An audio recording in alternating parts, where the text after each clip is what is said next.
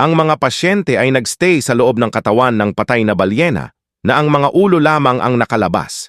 Mananatili sila roon ng hanggang 30 oras nakahiga sa nabubulok na taba. Sa panahong ito, humihinga sila ng gas mula sa nabubulok na bangkay.